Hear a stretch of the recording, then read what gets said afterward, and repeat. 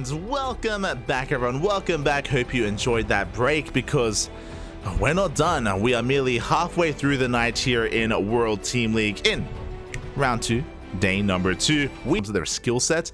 I say that I guess PSISTORM have more star power. They have two big names, two heavy hitters in Spirit and MaxPax. They are looking to just carry their team. Outside of that, they've also got players like Gerald as well, of course, who is a very powerful Protoss player in his own right. But again, you know, Spirit and MaxPax is just a lot of shine on them at the moment, and it's difficult to really stand out when you have players like them on your team. Meanwhile, from Starlight Twinkle, likewise, they recently picked up Wayne. And Wayne is another heavy hitter to keep your eye on. But here we go. We're diving on in and spawning in the bottom right-hand corner for Starlight Twinkle. It is nice. And at the top left, we have for PSISTORM Gaming, Gerald. Here we go. Once again, we have a PvP, but I don't expect this PvP to go the same direction as the previous one. Again, because of Radhizit Station, because of the defensive features and the defensive nature of that map, it went all the way to 4 or 5 bases. It went all the way to carrier versus carrier. Barely carrier versus carrier. The game ended before we fully got into the late game, unfortunately, but again, that's very akin to the map. When it comes to every other map, we should be seeing more aggressive styles early on. We should be seeing a more active mid-game as well. And my eyes are on both players. So far, mirrored builds. Both players are going for double gate openers here on the high ground.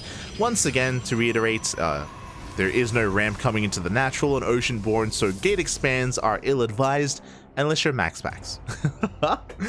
MaxPax is one of the few players that actively goes for these economic openers even on risky maps. But before I talk about MaxPax, I need to talk about Gerald, because this is a very interesting probe. Hello there. Oh my god, we have a proxy pylon in the bottom left-hand corner of the map. This is prime position for a proxy Stargate, so I'm wondering if that's kind of the direction that we go in. We could, of course, go crazy and go for something like a proxy Twilight Council with a Dark Shrine, which would be wild. Again, I feel like a proxy Stargate is a little bit more sane, a little bit more comfortable. There we go.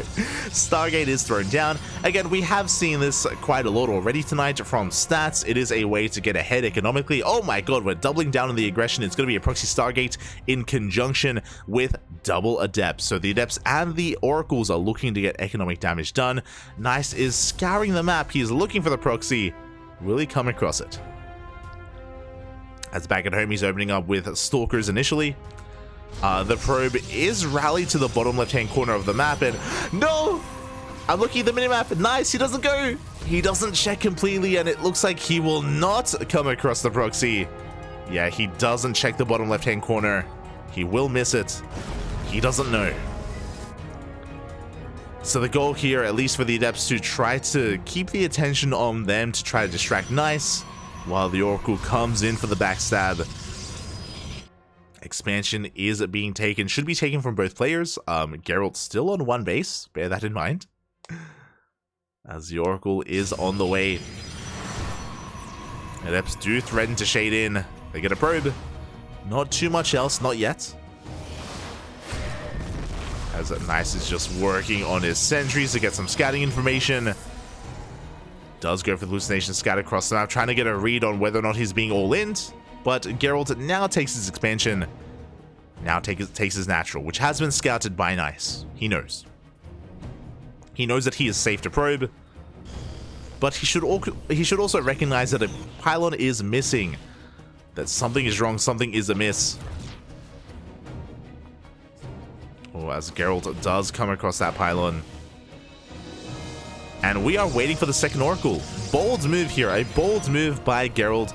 But essentially, he's waiting for the second Oracle because 2 Oracles do one-shot workers. So even if there is a safety shield battery, we can get damage done. The NFs shade in as well. We don't commit. We don't quite commit, but here we go. Gerald now with 2 Oracles is going to be pushing in, is spotted by the pylon. And Nice does swat it away. And so far, this is a really good opener out of Nice. Nice, he gets a faster expansion. and he has sustained 0 damage. He hasn't lost any workers at all.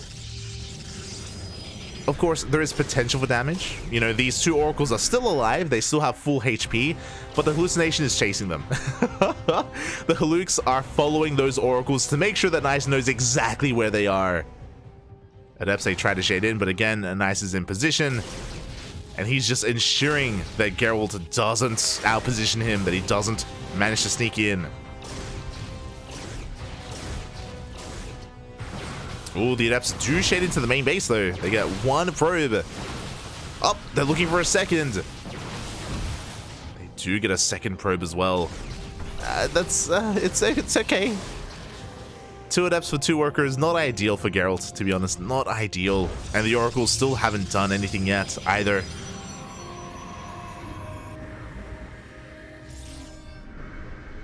And we'll see how things settle from here. So Gerald is just throwing down stasis traps left and right, trying to get some value out of these oracles. Back at home, Gerald goes straight for the 3rd base. Do love to see it. I mean, with these oracles, he does have map control at least. So he's able to keep up with his opponents, able to contain his opponents and try to take advantage of that. But Nice is not too far behind with his own 3rd base timing, as he does throw his own down on location as well. Blink is on the way for both players. Immortal production commencing for Nice. This is something that Nice can afford because unlike his opponents, Nice didn't invest into a Stargate, he got a faster Robo. So with those Immortals, he will have a more robust army in a head-to-head Stalker fight. But that Immortal is still on the way. Oh, the Haluk Papi. We do hallucinate an Immortal, and we do force a couple of shots out. We puff up our chests, and we do force Geralt back.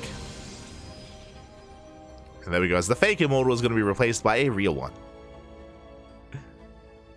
Geralt trying to outposition his opponent, and it looks like he doesn't quite catch anything. Whew. Was hoping to catch maybe a stray probe or maybe an Immortal. Didn't quite manage to do so. Oh my god, as we are just... those hallucinations still chasing those oracles. Oh my god.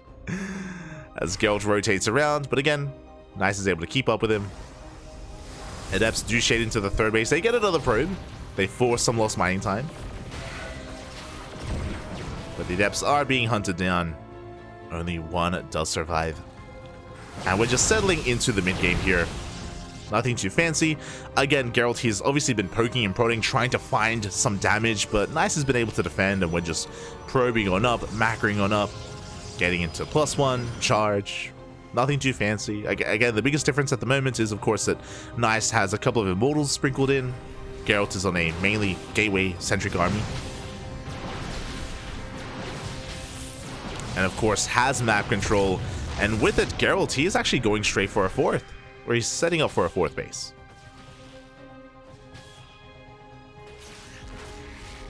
Islands are being thrown down, and there it is. The 4th is thrown down for Geralt. He's just looking to get further ahead, and yeah, we're just getting a very chill game here. Nice has just been stuck at home for the majority of this game. Has been stuck defending. Is working towards his Dark Shrine. Now, the difference here is that Nice is going to have a more difficult time taking a 4th. 3 bases is pretty easy to establish here on Oceanborn, but the 4th base is a little bit more exposed, and Gerald is able to take advantage of his map control. That's why he is able to throw down his own 4th base. Nice is going to have to work for his own a little bit more. Ooh, as he does catch some Stalkers. Good trade out of Nice. Does take them down. At the same time, Oracles try to go into the main base. They get 2 probes before being forced to recall back home.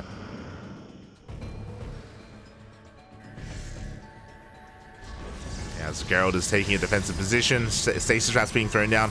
Gerald, he has recognized he has lost map control, so he's setting up defensively. That's a lot of charge lots.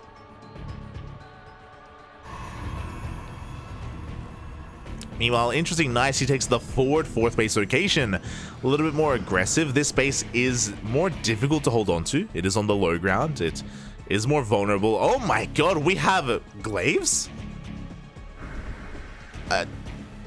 Okay. Glaives are on the way for a nice bold move here. So Glaives has its place in this matchup. Glaives, they can do a great job at tanking against Immortals and Stalkers in the main army. But yeah, very interesting move here from Nice. Before that does occur, we do see Gerald out positioning him, pushing towards that third. Nice, not too far away, able to blink on forward. Get on top of those Zealots. There's also a world where Nice, he could be going for Glaives just to harass. Literally, just to harass across the map, which is crazy. But here we go. Gerald, he's committing. He wants to deny this fourth base. Shield batteries and cannons are depowered. These Zealots getting a lot of work done here on these Stalkers, but the Immortal also putting in a lot of work as well. But Nice is being forced back. He has to pull some of these boys. He loses the Immortal.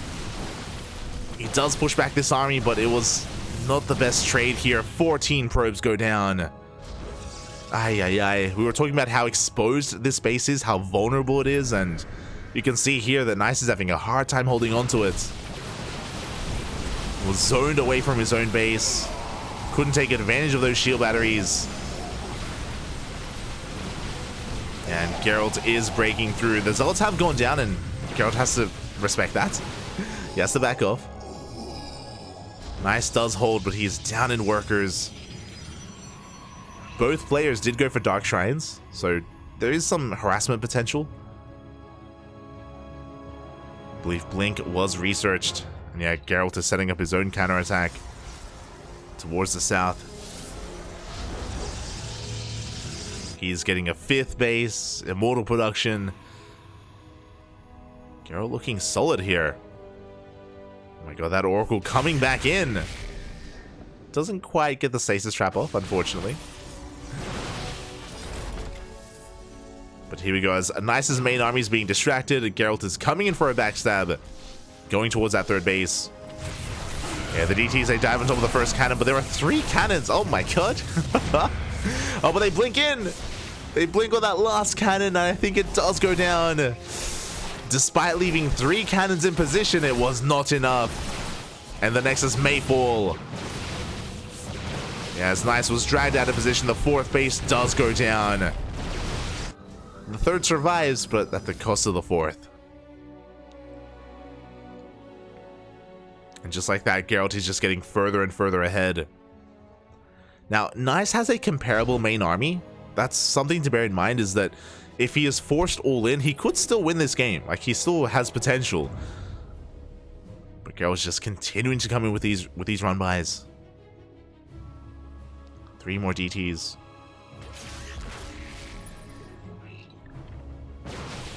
Oh. They don't quite make it in.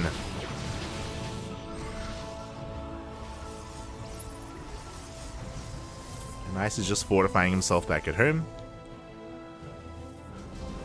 And Gerald's finally, I was like, we should be taking up here. I feel like this tech switch from Geralt is a little bit delayed, or as he does bleed out some Stalkers. But we have a 2nd Robo and a Robotics Bay on the way. So Geralt, with his superior economy, he's getting into Disruptor production. He hasn't started it yet. It's still a ways off. So before the Disruptors come out, Nice, he can still take a better fight. He can still get damage done.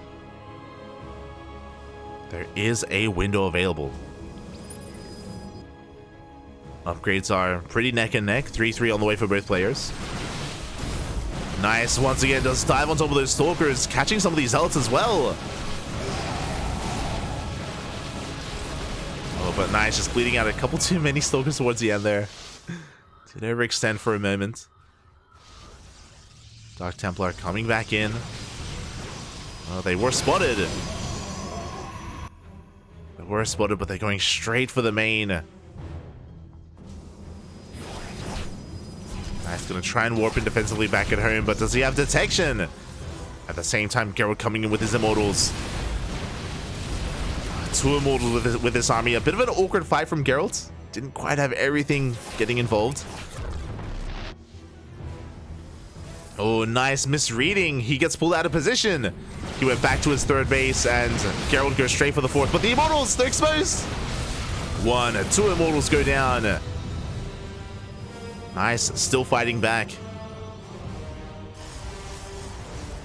Gerald's working on the sick base, by the way. Oh my god. Like, Gerald, he's so far ahead economically, finally starting that disruptor production, but this is the moment for Nice to push out. The disruptors are not in yet. They're not getting involved. They're still on the way.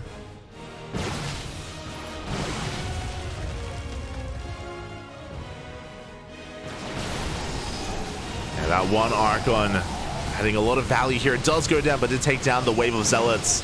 Now it's Stalker v Stalker. Nova doesn't go up. Oh my god. That was so close. 2 disruptors go down. The third Nova misses. And Nice, his response, Stargate. Let's go. Stargate is on the way. So I think Nice plans on going for Phoenixes. Oof, oh no! As he barely does split in time, takes 1 Stalker, or loses 1 Stalker to that Nova. Again, Nice, he does have a stronger Stalker count here, but Zealots are coming in to reinforce. And Nice is being forced back. Bleeding out a couple too many Stalkers here to just minerals, to just Zealots. But again, we have seen this position before from Nice, actually going for an Oracle? Okay. Never mind.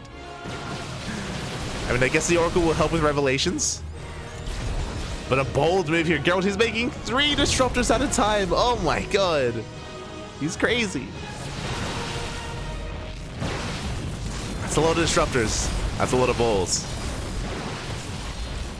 And again, they just zone away the army. Nice is just being bullied back.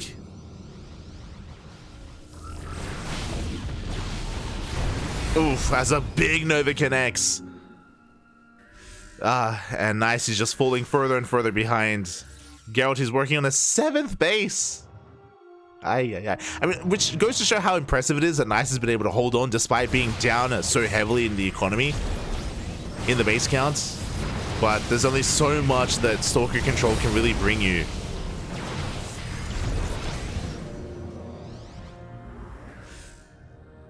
As yeah, Nice is just using these oracles for stasis traps. 5th base is denied. 5th base is not going to get up and running anytime soon. And Nice is just being starved out. It is going to be a slow death for him. It's been a slow death for him. Zealots are being cleaned up across the map. Army pushing forward. The disruptors, they zone away the Stalkers. Oof, massive Nova to the face once again.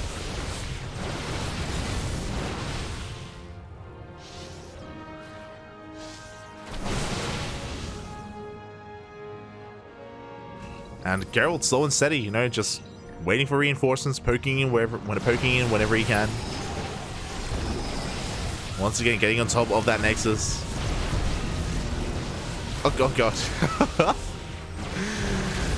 As Nice dives on the army, he can focus down these disruptors one after the other. But it's not going to be enough. Once again, a massive Nova connects. GG gets called, and Gerald will take game number 1. GG. Again, Gerald's gaining map control very early on. And just, yeah, containing Nice to 3 bases, containing him to 4 bases afterwards as well. Gerald's under no real pressure himself. There was never a moment when Nice was able to really harass across the map. He tried going for some run-bys at certain points, but alas, he wasn't really able to do too much with his Dark Templar or with his Blink Stalkers. He was just stuck being the defending player. Just could barely breathe. And that's a solid win, honestly. A really good win here for Gerald. And I'm worried for Nice because Starlight Twinkle, they need Nice to win here. They needed a 2-0 to kick things off because, again, later on down the line, we have Spirit. We have MaxPax as well. Like, PSISTORM Gaming, this is not their final form. They still have some heavy hitters. Nice needs to kick things off here, needed to kick things off with a win. The best he can hope for now is a 1-1, and I do think he can pull it off. I do think that he's a great player, and again, we even saw him survive for quite some time, and here we go. In the bottom right hand corner, we have for Starlight Twinkle, Nice, and in the top left for PSISTORM Gaming, it is a Gerald. As again, it is a loser's pick, and this is Nice's map of choice.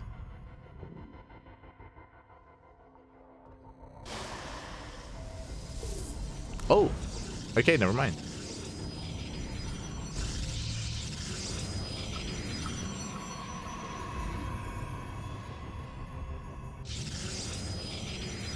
We're being told that, oh, okay. Roddy's saying that apparently Namcha was back in Sweden. Interesting, interesting. I wonder if that was just for Yongshipping or if he was actually he's actually staying there long term. You know what? Next time we see Namcha, we ask, Papi. We ask. We'll find out, Papi. We'll find out.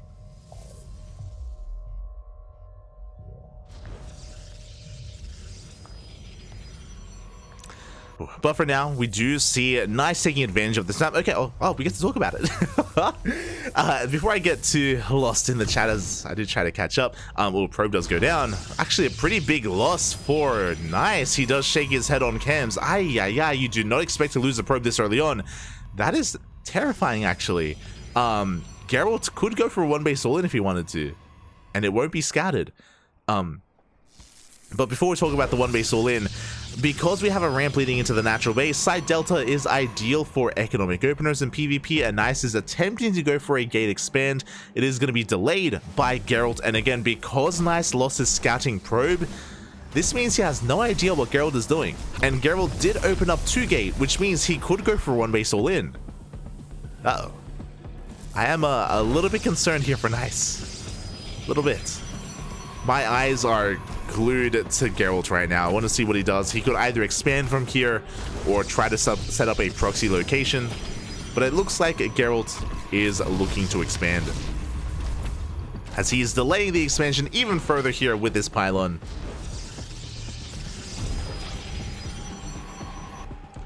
Novas are so satisfying when they blow up on Protoss units. Oh no, the Protoss killing Protoss feels bad, man. You can see here, Nice, because he's in the dark, he actually delays his expansion. He goes for a Nexus first. Sorry, he goes for a Gateway first. So, as we piece this all together, Nice is still going for a more economic opener. His expansion is still faster than that of Geralt's, but of course he did delay it here just to be safe, throwing down that extra gateway. I think that's a full wall off here from Nice, and he will throw down a Stargate as well. Meanwhile, what direction is Gerald going in, as he does throw down his Nexus eventually?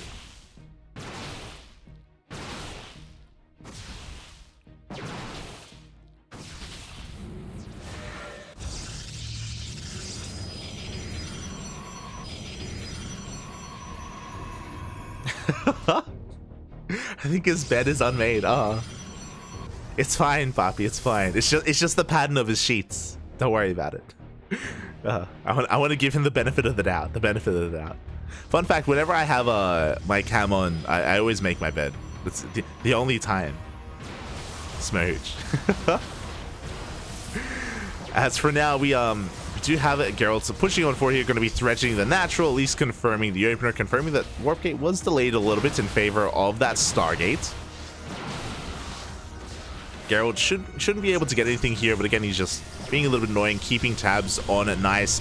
The first Oracle is zooming across the map, and Geralt should be able to take note of how late the Warp Gate is from his opponent, as he's getting quite a lot of damage done actually on this gateway. Meanwhile, back at home, do we have anything to defend? There is nothing to kill at the natural, as the Oracle heads into the main base where we have a shield battery, we have 2 Stalkers, and this Oracle finds no damage. Oh, did I speak too soon? As I think the Oracle comes across some transferring workers, but no, the Oracle doesn't get any probe kills. Good defense from Geralt. Across the map, Nice. Sorry, across the map, Geralt still applying a lot of pressure, chipping away at these gateways. Blink is on the way. Meanwhile, Nice being very tech heavy. Oh my god, very greedy play here out of Nice. Going for a faster Nexus, going for a Stargate into Robo, Twilight Council, and Forge.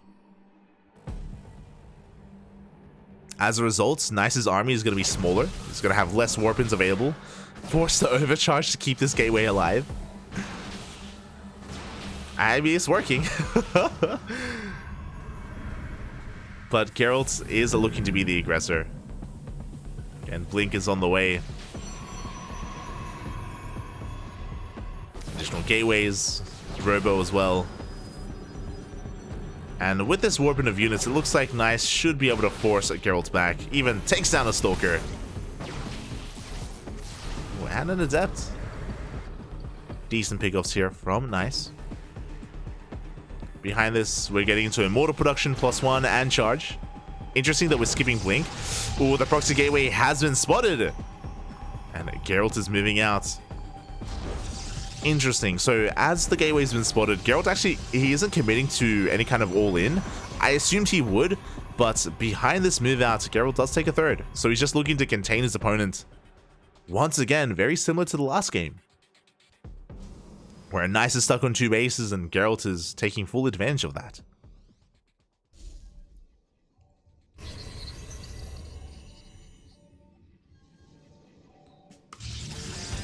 As Nice did invest into a second Oracle, so he's going to be threatening that mineral line.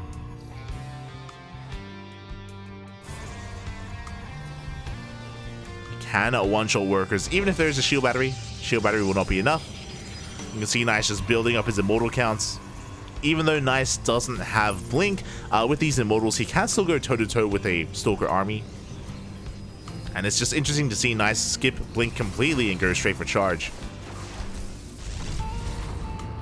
And a Dark Shrine. Oh my god. Dark Shrine is on the way. One of the Oracles did get picked off.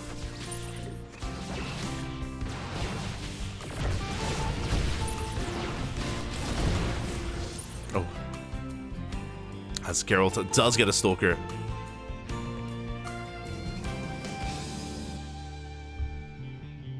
So here in this game, Nice's army is becoming a little bit more technical, with Charge Lords, with Immortals, now soon to be Archons, or Dark Templar, and maybe even Archons. He is going to finally break free from his natural base, looking to finally expand and take a third. Meanwhile, Geralt just focusing on a purely Gateway army. Gateways get shut down, War Prism gets across the map, has been spotted! And Geralt is in position.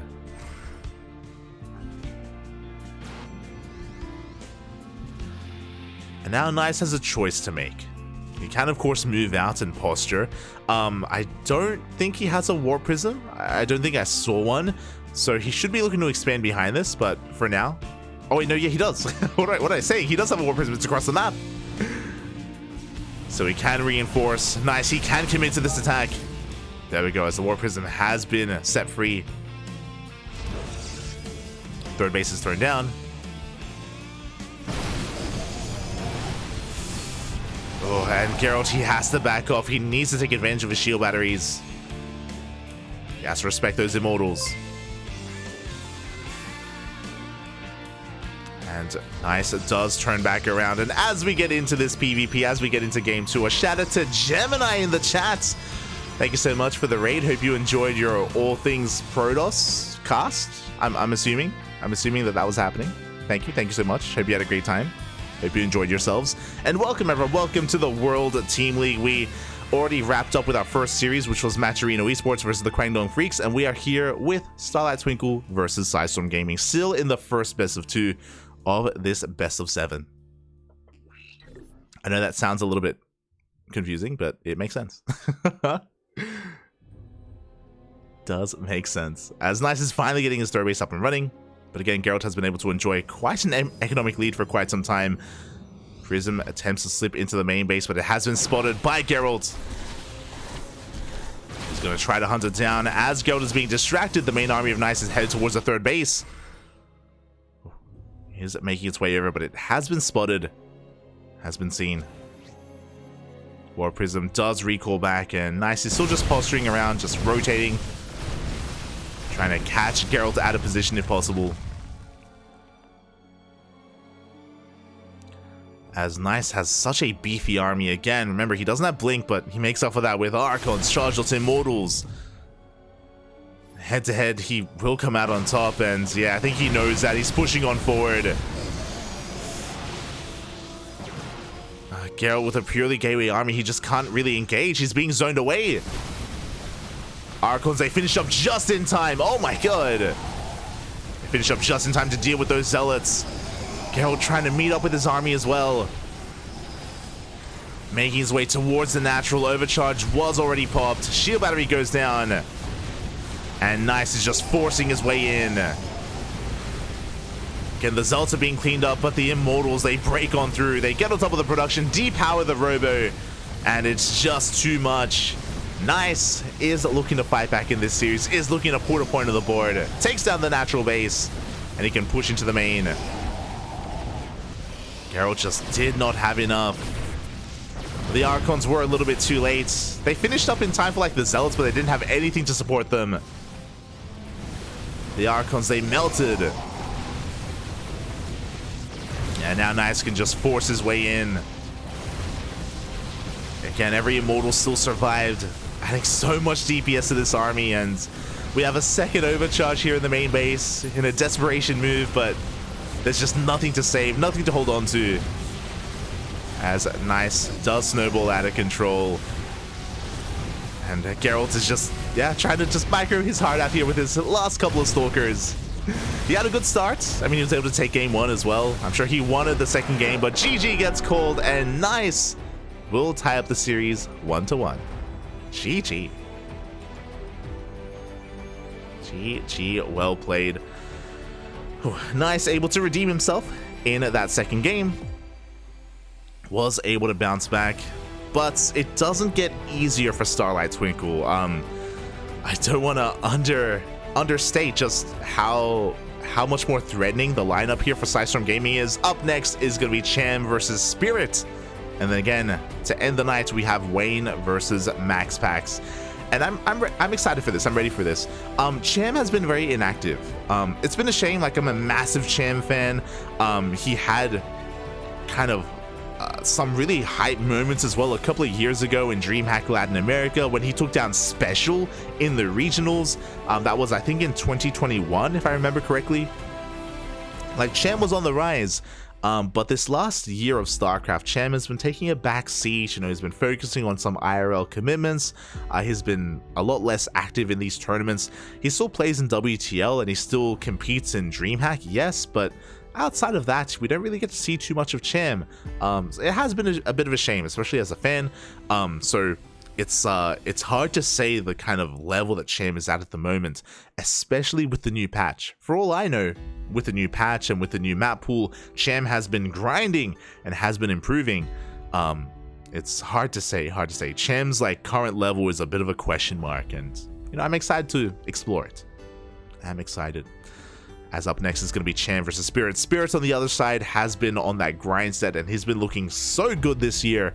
It's been great to see Spirit evolve as a player and really improve so much over 2023 and even the tail end of 2022 as well. As for a long time, Spirit, he has been thing in the and here we go. We are getting into this and spawning in the bottom left-hand corner for the Starlight Twinkles. It is Cham. And in the top right, we have for PSISTORM Gaming, Spirit. Here we go. Again, the predictions are closing in the next minute or so, so make sure you get your bets in if you do want to gamba on this series, on this best of 2. As we get into it, and so far, looking to be a standard opener out of our Zerg player. It is setting up to be a hatch gas pool. So nothing too fancy yet out of Cham, no crazy pool first, no crazy proxy hatch or anything like that, which we have seen from time to time, but again, not too prevalent. Likewise, Spirit doing what he does best. It is a CC first out of Spirit. He is one of the few Terran players that consistently goes CC first in TVZ. A typically risky thing to do, especially against Cham, actually. Cham is known for his roach play. He's known for his roach aggression. So a bold move out of Spirit to go CC first like this. Again, very greedy, very economic play. So for those wondering, CC first is usually safe against pool first openers, but it is vulnerable against roach rushes. Just because you delay your factory, which means, sorry, you delay your racks, which means your factory is delayed and your production is delayed, and it can be difficult to defend against that. But you know, Spirit, he rolls the dice, he rolls well. Cham's going for a standard opener, and Spirit shouldn't really be punished for this.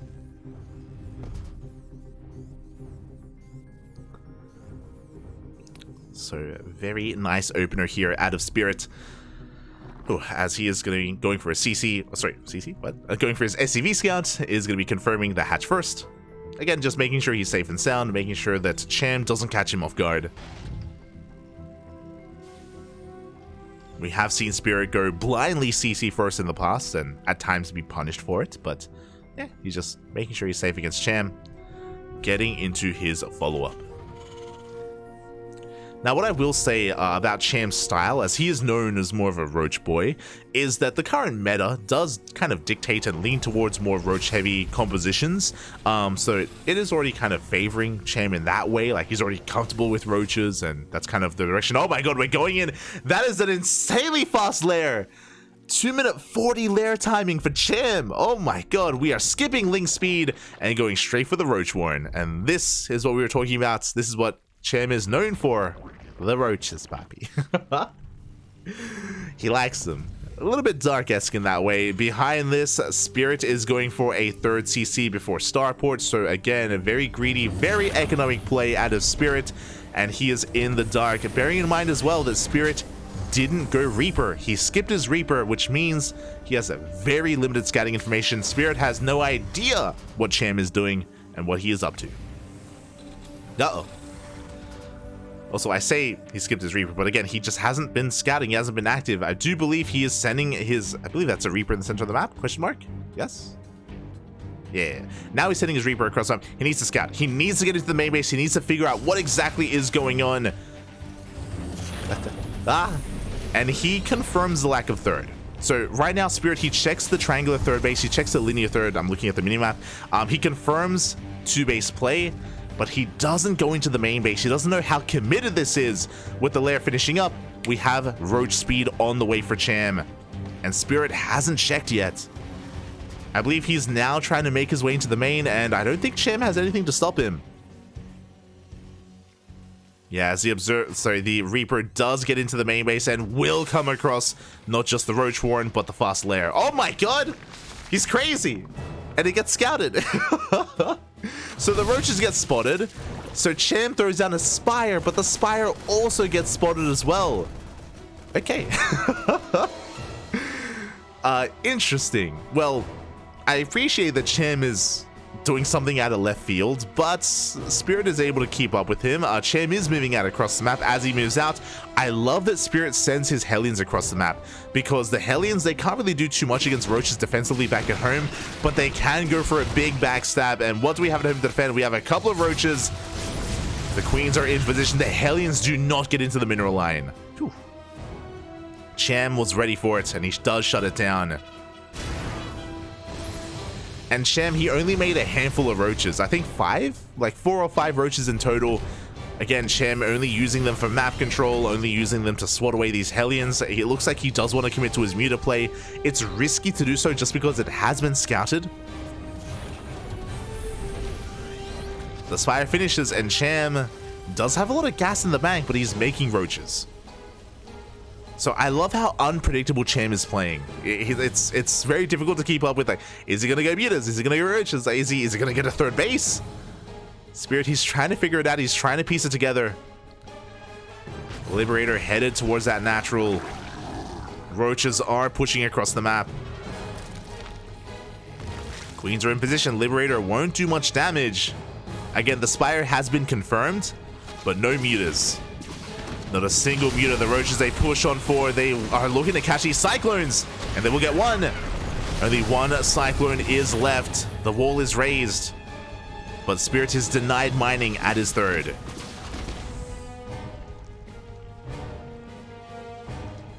Oh. And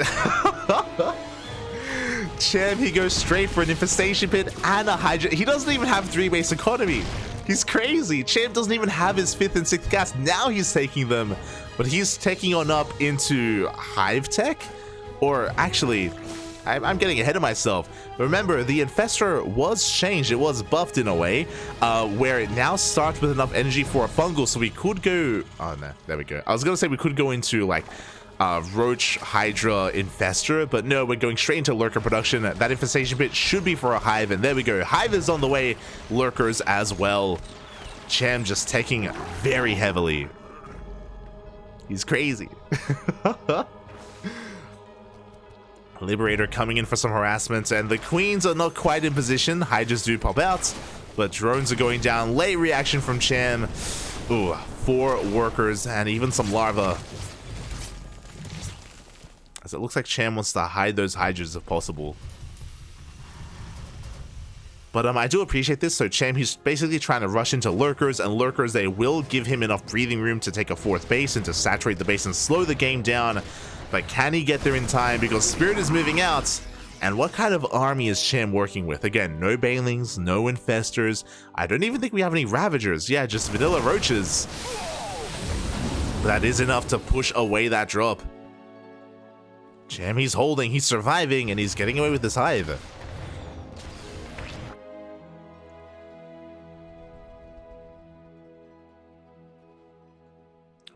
He is making it through.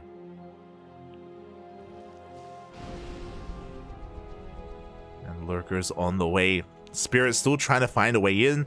I believe his Liberator did scout the hive, so he's fully aware of the tech that's coming. Yeah, he sees the Hydras and he sees the lurkers, so Spirit knows what kind of composition Cham is working with. But Spirit, he's just building up his forces back at home, building up his tank counts, his Marines, his Marauders. He's still just relying on drop play, but here we go. The push is upon us. And this is a pretty hefty army. That's a lot of tanks. 4 tanks, Marauders, Marines. If the lurkers are not in position, then Spirit should be able to break through. He does scan ahead of time. Only 2 lurkers, and they are going to go down instantly. The rest of the army of Cham is rotating on over, but it's a little bit too late. Drop comes in from the right-hand side, and Cham is being pulled apart. The hatchery falls. It's just becoming too much. 10, 11 workers going down. Cham, he loses his 3rd, and he will lose his 4th as well. Oh my god. Barely the 4th base will survive, but I can't say the same about all those workers. 19 drones went down, and Spirit, he is not slowing down either. Snipes a lurker barely towards the end. His main army still pushing through. And this is just snowballing out of control. I appreciate that Cham was rushing into lurkers, but he was spread thin. He didn't have enough to protect both his 3rd base and his 4th base, and he didn't see the army move out. He didn't see the army coming across the map from Spirit. He didn't know where he was needed to be positioned.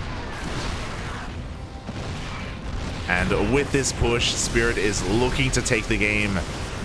Vipers, they get a couple of yoinks in. They take down the tank. But it's just a numbers game. There isn't enough to support these lurkers. He's barely holding on. Cham is barely holding. But again, it's one of those things where Spirit, he's freely expanding and taking a 4th base. Spirit has map control. He's got plenty of momentum going his way. 2-2 on the horizon. And Cham is just struggling to survive. Again, a big reason for this is just because of how tech-heavy Cham has been. Did mean that his army was that much smaller. It put that much more onus and pressure on Cham to be in position and to keep up with the movement of Spirit. As Spirit, he can even afford to trade inefficiently at this point. As he snipes the hatchery. Base goes down. Cham is down to 2 bases. GG gets called, and Spirit will take game number 1. Ooh. GG. Oh my god. Be out there, come back. Be out there, come back. We have more games, Poppy. We have more. It's a best of 2. GG though, GG, well played. A strong game there out of Spirit. I love that Cham was kind of, you know, being unpredictable and going back and forth with his tech, going for an insanely fast lair. Remember, it all started with a fast lair, into a fast Roach Warren, into a fast Spire, all got scouted, so Cham had to kind of shift gears and head in different directions. Did end up opting to rush into Hive Tech and Lurkers, but this game is very reminiscent to Stargazers, as we're just diving on in. Spawning in the top left hand corner for the Starlight Twinkles, it is Cham. And in the top right for PSISTORM Gaming, we have Spirit.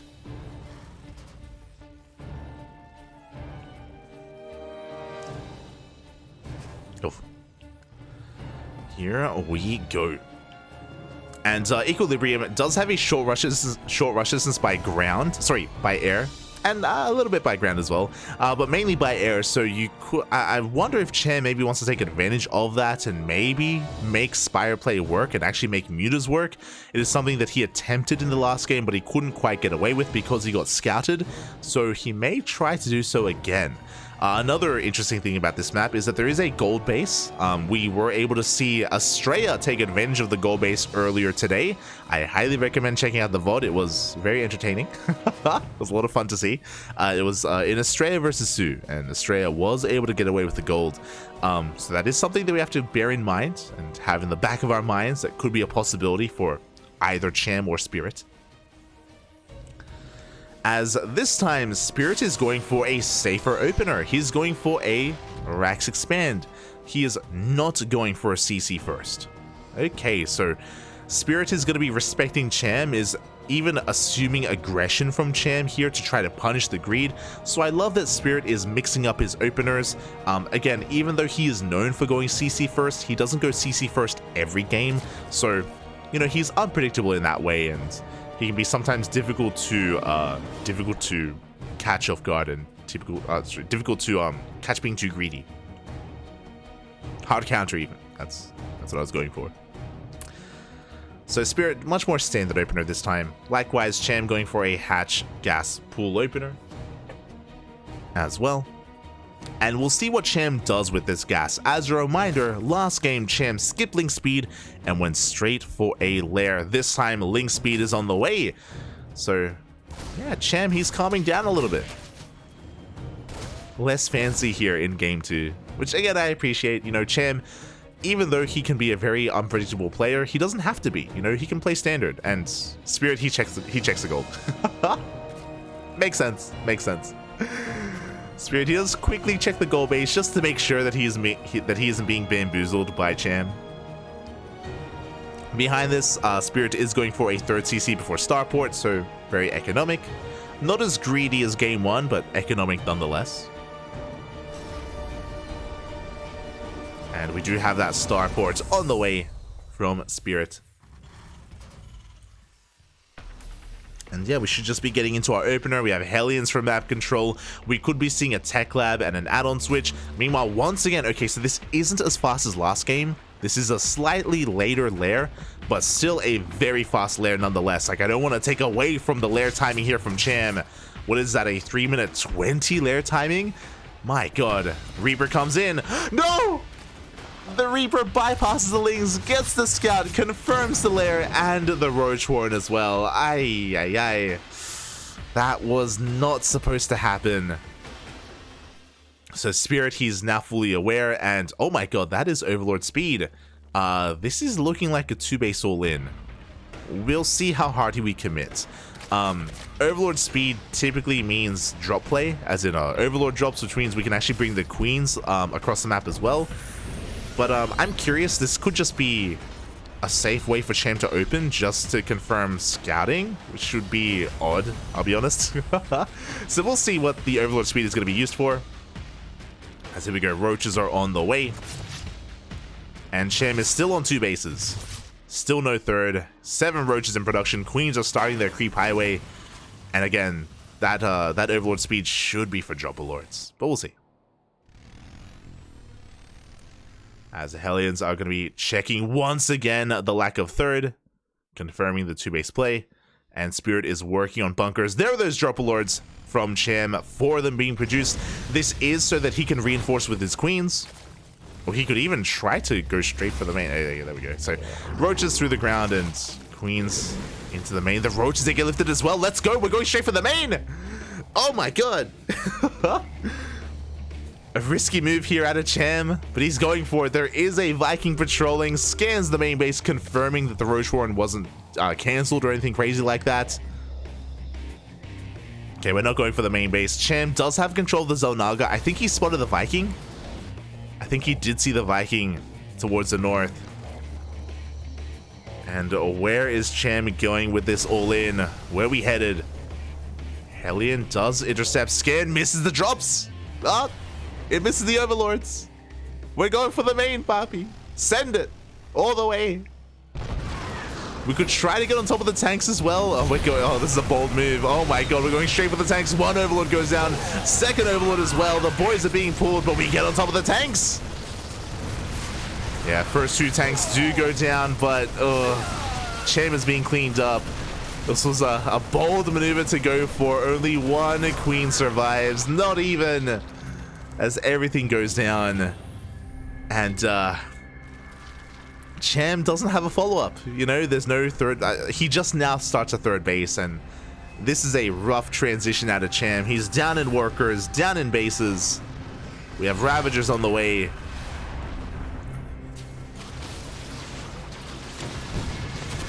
And hey, with these Ravagers, he can abuse this wall. Because he killed two of those tanks, we do see that Spirit, he's having a hard time taking control of this. Yo, can we deny 1-1? Oh my god. We will deny +1 attack. Pretty good damage here from Cham. Very necessary damage as well. Like, Cham has to get something done. He had to get something done, and denying +1, it's a good start. Gets a couple of SCVs. Behind this, Cham is droning. He's saturating his bases. Oh, interesting. We have Tunneling Claws and Burrow on the way for Cham. Happy. Okay. And another way to come back in this game and to potentially get a bunch of economic damage done. The Ravagers! No! Show us! Observer! Bobby! The Ravagers were caught out, and oof, that was an expensive loss for Cham. 4 Ravagers go down. And even though he denied +1, did sustain his own losses.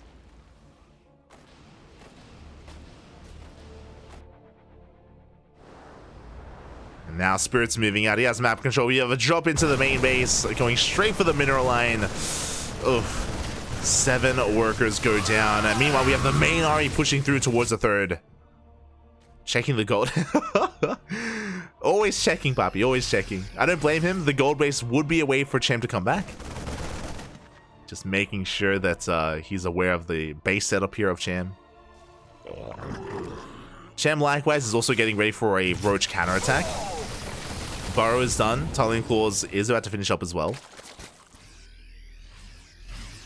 Oh, as Cham is supply blocked. 6 overlords on the way. A heavy supply block for Cham. Oh, there's a turret in position. No, there is a turret. The roaches do not sneak in. A Spirit looking solid back at home. Was aware of the potential for burrowed roaches. He's not taking any damage.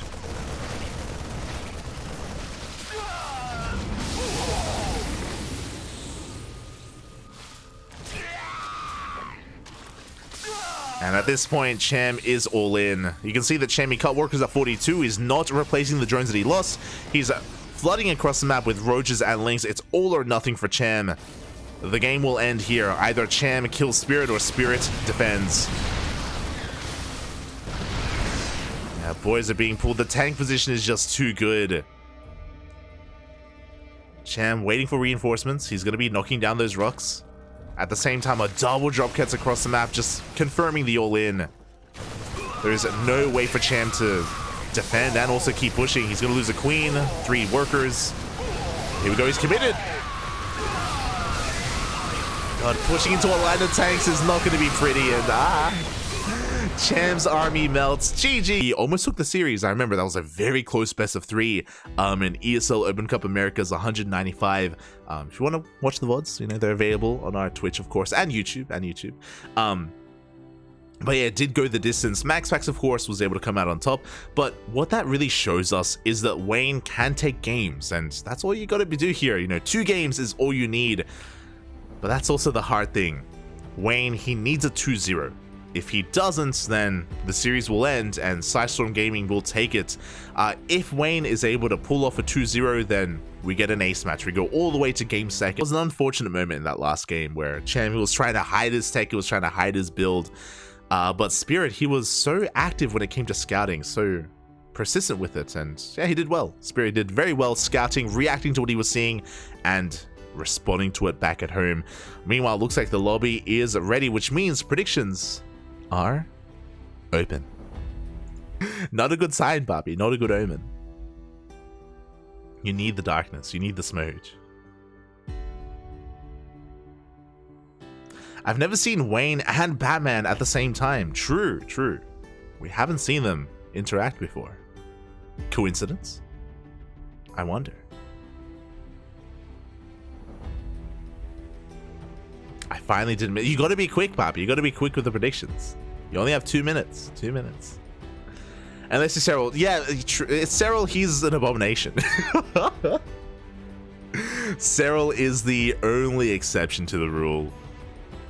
Really, I say that Gerald, he's hindering himself, you know? He's keeping back his full strength by turning on the light. And here we go, we're diving right on in and spawning in the top right hand corner of Alcyone for Starlight Twinkle. It is Wayne. And in the bottom left hand corner for PSISTORM Gaming, oh my god, it is MaxPax. Looking ready to go. Raring for action. And Alcyone is an interesting one. Like many maps in the current map pool, it is quite defensive. You can set up your 3 bases and even your 4th base quite well with your high ground advantage with the terrain that does assist you. But an interesting feature of this map is the fact that, like Golden Wall in years past, you have an entire portion of the map that is completely cut off unless you mine through the minerals or you break down rocks. It is really interesting. There's also a gold base. It was a couple of days ago in a ZVZ where we saw a laser take his gold as his 3rd, which was wild. He was able to steal that gold base and he was able to hold on to it. We haven't seen anyone else do that yet. So far, at least on the CranKy Ducklings, we've only casted a laser try to rush that gold. So that's also something to keep in the back of your mind. That could be a possibility on this map as well. As there is a gold on the other side of the wall. For the time being, MaxPax just going for a gate expand. Very standard opener out of MaxPax. Likewise, Wayne going for a hatch gas pull. He was forced to take the unnatural natural, so it's going to make things a little bit more awkward. But at this point, I'm sure Wayne is used to it and is accustomed to defending these 2 bases despite them being split up. So nothing too crazy yet. I think we were spoiled a little bit by Cham. Like Cham, he was like constantly tech switching and like going for fast lairs and fast roach warrens and going all in and going for a queen drop and all this stuff. We're settling down. we're calming down, Poppy. The early to mid game should be more standard. I should also emphasize that Wayne, he can be aggressive and he can go all in. Don't get me wrong. Wayne, he can, of course, at the drop of a dime, just throw down or just cut workers and go for like a Ling Roach all in or something like that. He's willing to do so, but in less of a flashy way than what Cham was doing. Wayne is a little bit more am I getting at? Above the belt? High collar? Standard. A little bit. As for now, MaxPax's tech of choice is going to be a Stargate, so going to be a Stargate opener from MaxPax. Should be into Oracle, should be into a 3rd base. Again, shouldn't be anything too crazy from our Protoss player. Wayne is making a surge of Lings, but this is just to deal with these Adepts and to eventually threaten the 3rd base of MaxPax once he takes it. As MaxPax is looking for some economic damage. So far, so good. Wayne able to preserve his workers, able to pull back, and minimize his losses.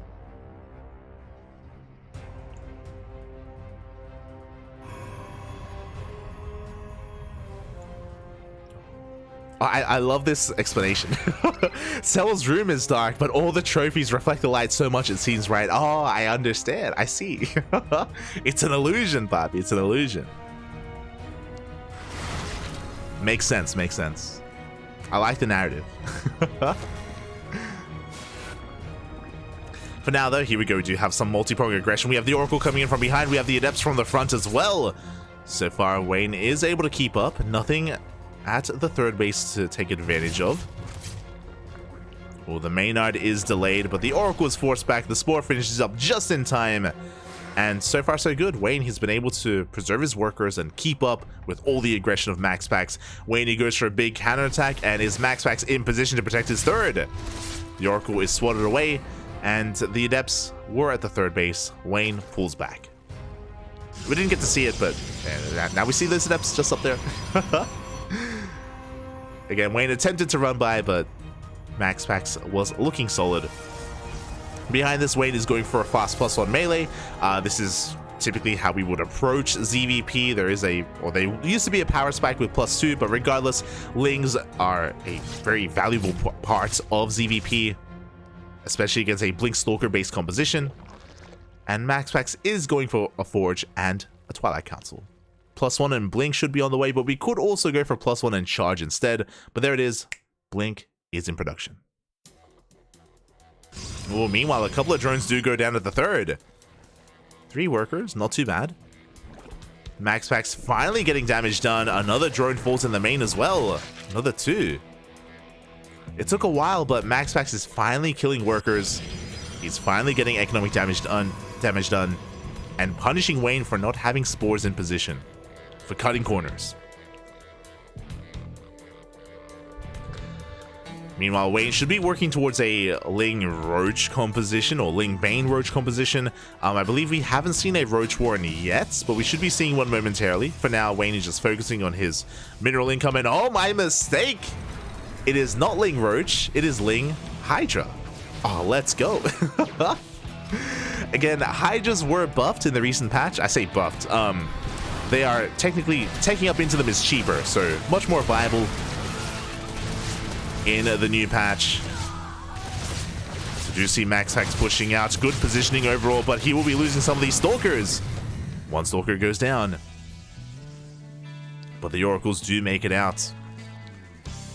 Now, yesterday we did see Raynor go for a Ling Hydra all-in, where he cut workers at 50, or around 3 base saturation, but Wayne, he's actually saturating his bases. He's taking a 4th. Alien Nest is on the way, upgrades as well. And the power of Ling Hydra, not just as it has a high amount of DPS, is that it can transition more seamlessly into lurker play as well.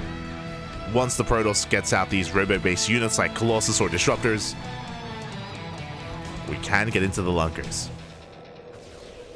Meanwhile, here we go, Wayne trying to set up a big Ling counterattack.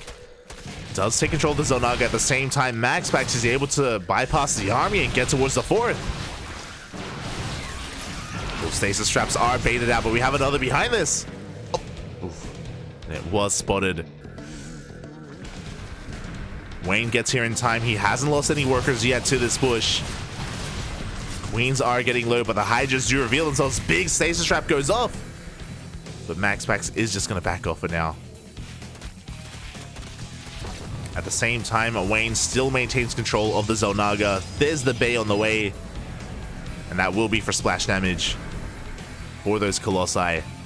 But the Colossus is still a ways off. Wayne has an opportunity here to build up a Ling Hydra army and to catch out these Stalkers.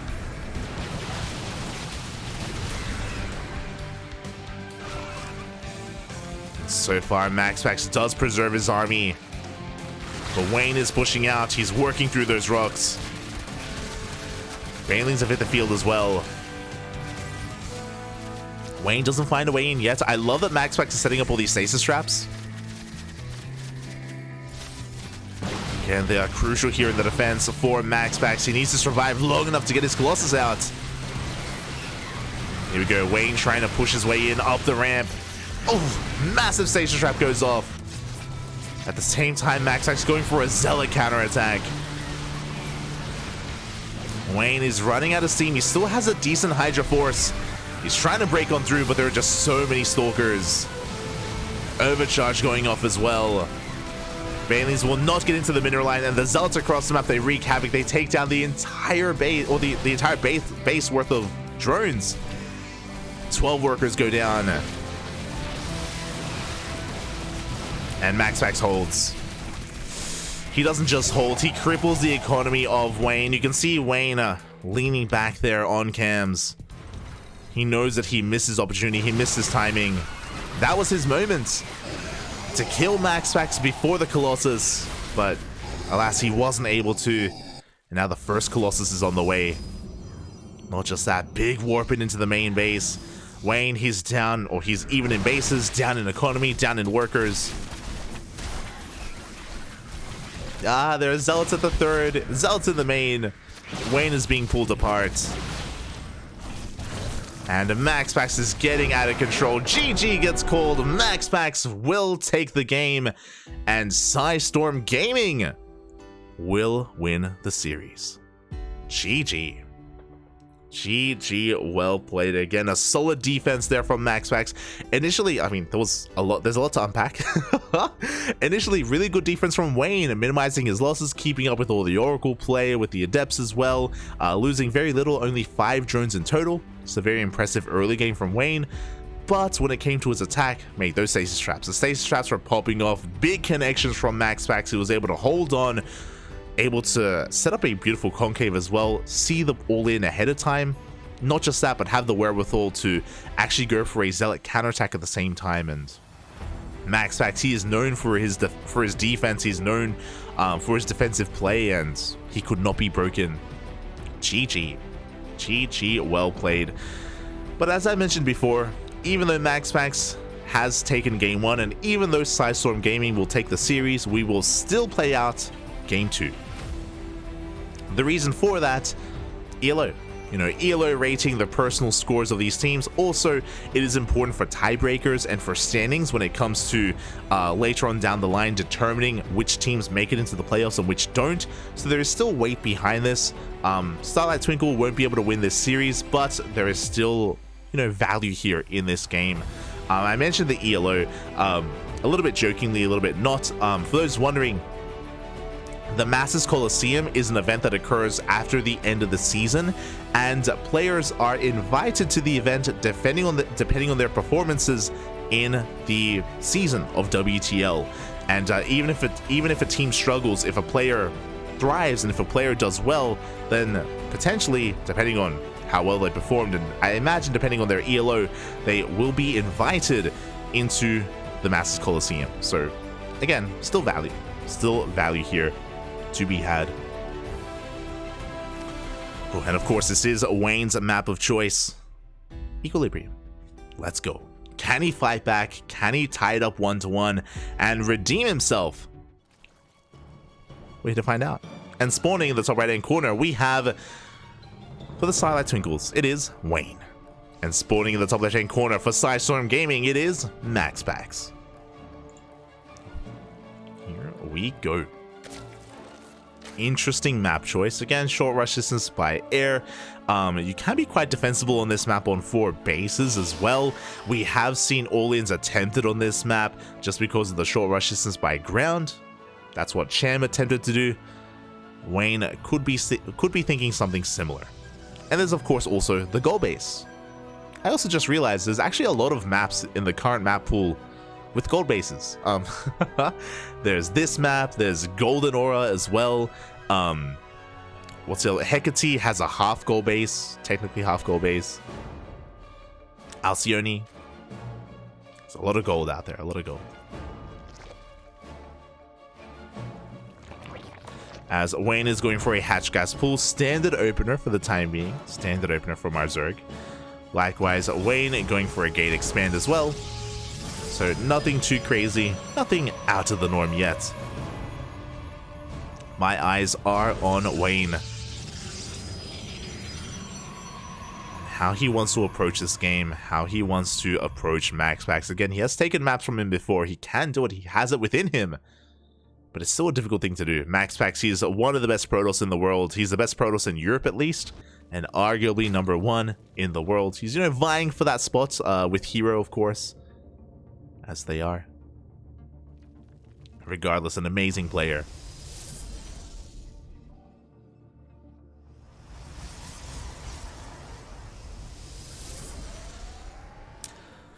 And for now, we are just getting into this. Again, I'm just trying to think like what Wayne can bring to the table. It's difficult to all-in MaxPax. it's a hard thing just because that's like, I feel like that's his biggest strength is his defensive play is scouting and surviving against these like 2 or 3 base all-ins. He's known for it in PvP and known for it as well in some of these other matchups. For now, it's going to be a Stargate opener at a MaxPax. Should be for Oracle play. Should be. Again, we have seen Protoss players mess around with faster fleet beacons, getting into Void Rays, of course, rushing into Phoenixes to try to keep your opponent in the dark. But Wayne isn't really, MaxPax isn't really that kind of player.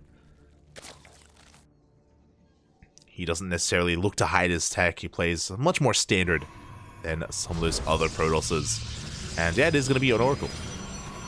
It's going to be that Oracle opener out of MaxPax. It's going to be looking for map control, looking to harass across the map, and eventually work towards his third. And once again, we're going to be playing that game of Wayne defending his mineral line, minimizing his losses, and keeping up with the Oracle and Adept harass of MaxPax.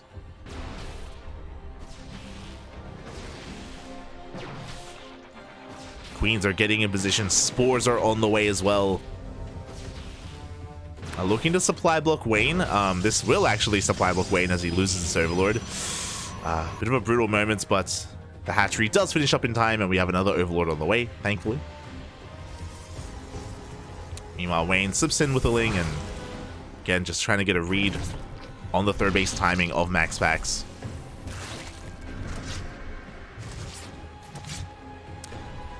MaxPax going to be threatening those drones as they main out over towards the third, but so far, Wayne doesn't lose anything. Fully saturated, we have a Spore in the natural. 2 Queens at the third, and I believe we have at least 2 Queens in the main. Again, we have the tools to defend. Are they in position though? Oh, as the Queens were not in the main base. I assumed I assumed they were. 7 drones go down. Not a good start for Wayne. Unfortunate. As the Oracles are met up with a third, they're heading towards the third base as well. Wayne gonna try and punish the third base of MaxPax with all these Lings, but MaxPax is in position. He has his Adepts, even some Stalkers, and these Lings are having a hard time finding damage. Oh boy. Again, what's scary is that that's 7 worker kills, and MaxPax didn't lose anything. Like, he still has his Oracles alive. He's still threatening these mineral lines. Wayne going for the gold as his 4th. Again, he's not rushing into the gold, but a gold nonetheless. As of the Oracles, they get very low. 1 shot from going down. Up. There we go. The Oracle will fall in the end. Good pick off from Wayne. But he loses another 3 workers, and you can see the resources lost here. 10 drones, an Overlord, 9 Lings for 1 Oracle. Well worth it for MaxPax. Behind this, he's transitioning into a Forge, a Twilight Council +1. This time he's not going for Blink. MaxPax is switching gears and going for Charge instead. It's going to be Charge-Lot Archon as the composition of choice for MaxPax. Meanwhile, Wayne once again is going for +1 melee, is setting up for potentially Ling Hydra again. Could be Ling Hydra, could be Ling Roach Ravager. There it is, Roaches are on the way, so a much more standard composition here from Wayne. Not as gas intensive. Should be Ling Bane Roach out of our Zerg player. Oh my god.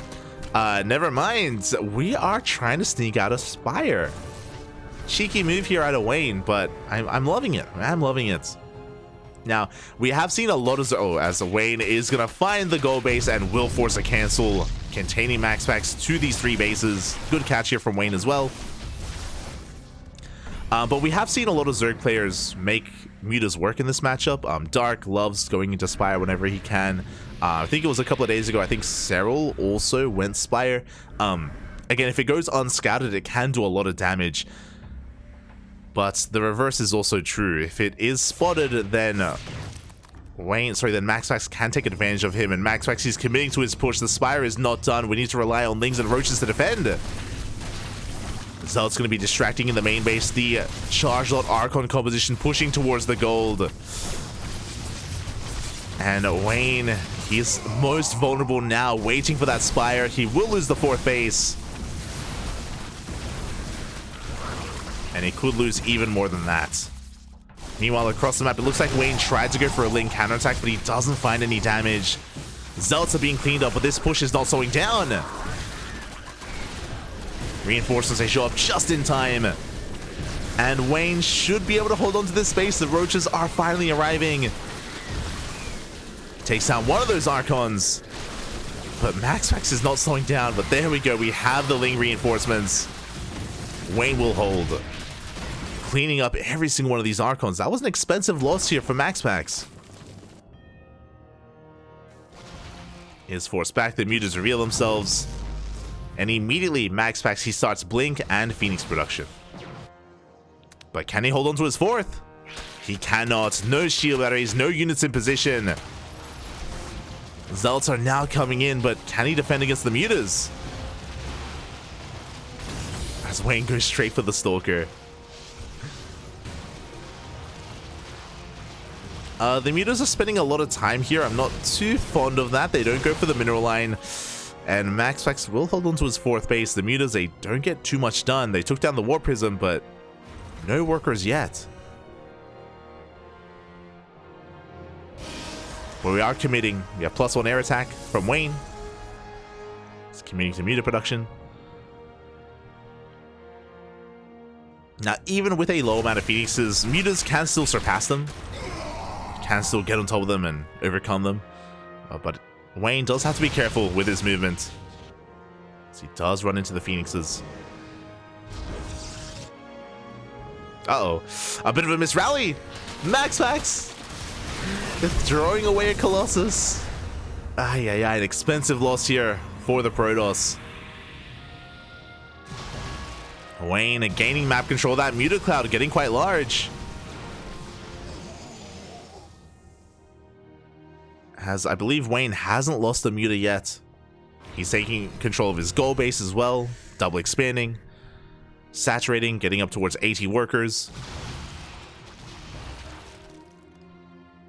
Again, MaxPax has to be very careful with these Phoenixes, especially without Phoenix range. One wrong turn and these Mutas will close the distance and they will get on top of the Phoenixes. So it's a very delicate dance here from MaxPax. Ooh. As Wayne does bleed out a little bit too much. Gets 1 Phoenix but loses, what, 3, 4 Mutas in the process. Not quite worth it. At the same time, Wayne trying to punish that 4th, but no, he cannot. MaxPax is in position. Oh, I said 4 Mutas, it was 7. 7 Mutas for 1 Phoenix. 700 gas down the drain. He does catch the Oracles at least.